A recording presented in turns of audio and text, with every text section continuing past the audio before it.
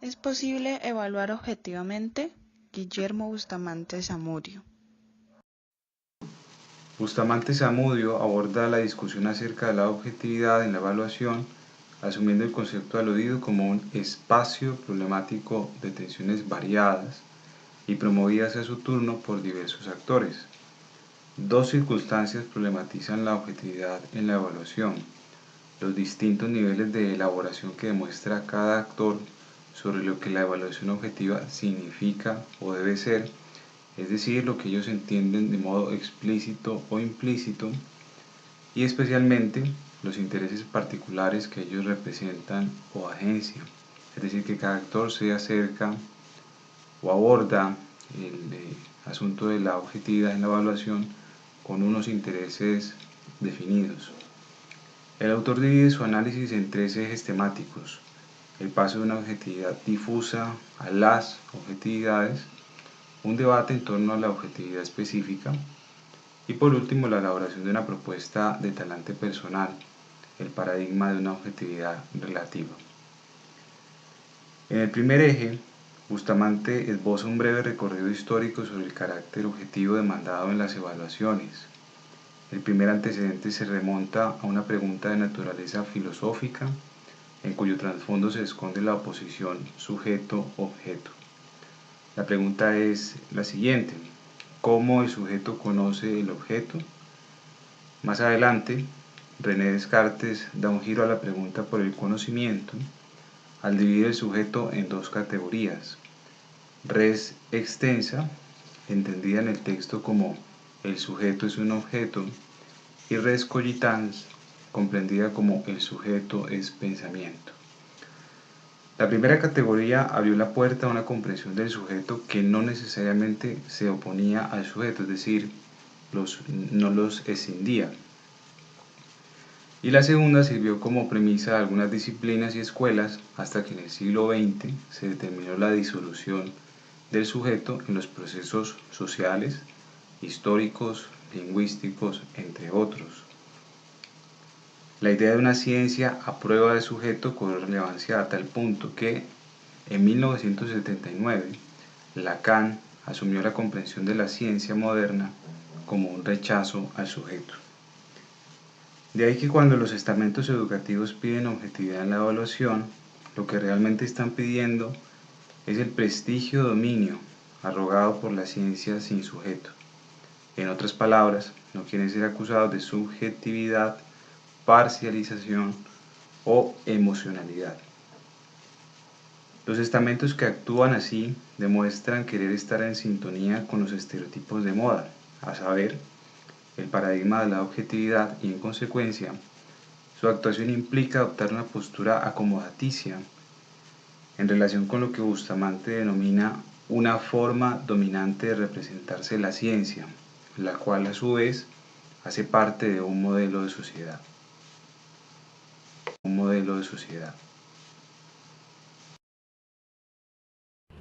Continuando con el segundo eje, el autor cuestiona la objetividad específica lograda a través del discurso de la psicología experimental y que se sustenta en tres parámetros. El primero es el comportamiento observable, que son las prácticas realizadas por los sujetos y son perceptibles a la realidad cotidiana, en el cual se hallan sumergidos. El segundo parámetro es la regularidad de sus manifestaciones, que quiere decir que esos comportamientos adquieren un patrón, que permite saber en qué manera se acentúa una realidad objetiva y se elimina la especulación. El tercer parámetro es sensible a ser validado. Puede ser cualificado y cuantificado, es decir, que hay posibilidad de efectuar mediciones. La objetividad así vista se convierte en un acuerdo con un modelo dominante de ciencia de corte positivista, ideado por aquellos en el siglo XIX en su disputa por establecer las disciplinas como ciencias objetivas, duras, que tengan un carácter preciso y casi que constituir leyes para la investigación humana, social y natural. Este paradigma estaba perfectamente dividido en funciones.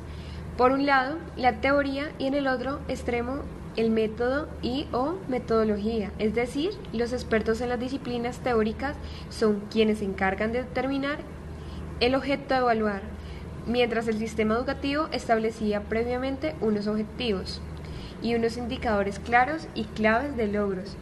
Los resultados se ajustaban según modelos estadísticos, de modo que, si al final de la cadena se presentaba algún desajuste notorio, se pudiera dudar de algunas de las partes, pero nunca del conjunto o del modelo en concreto. Por suerte, el autor Bustamante señala que los principios de dicho paradigma fueron cuestionados y se dejó de ver al estudiante solo como un comportamiento observable, al maestro como el ejecutor de un diseño instruccional, hecho por otros sin pensar cómo y por qué lo ejecutaba, al conocimiento como un referente inamovible estrictamente establecido, y a la educación como un mecanismo de control.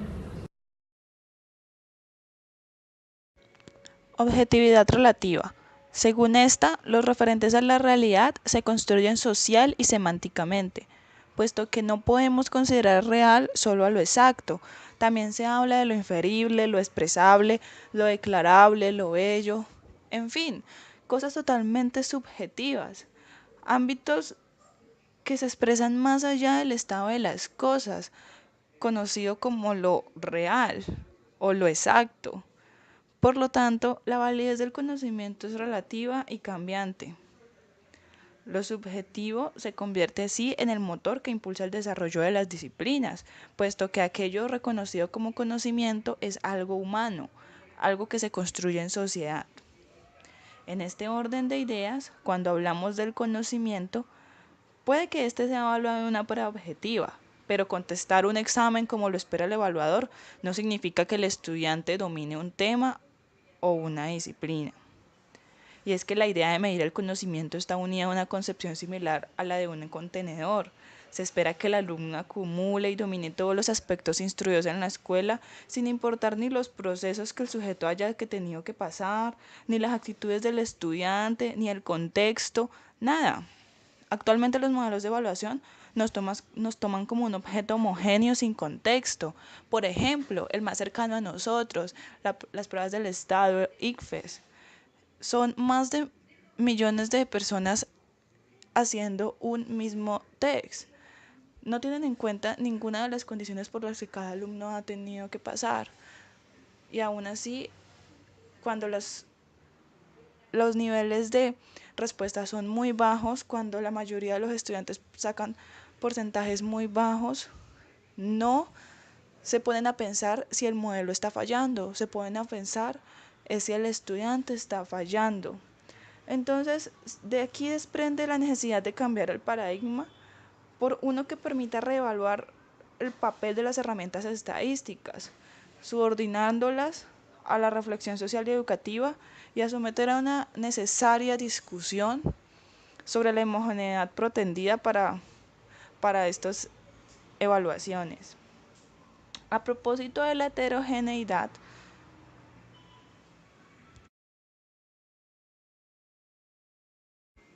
A propósito de la homogeneidad, el autor menciona 4 disciplinas que confirman la preeminencia de lo diverso sobre lo uniforme. Entre estas están la sociolingüística. Las prácticas sociales han generado formas distintas de comprender la experiencia humana. Así, los estudiantes no serían homogéneos solamente por haber recibido el mismo currículo. No todos entienden de la misma manera.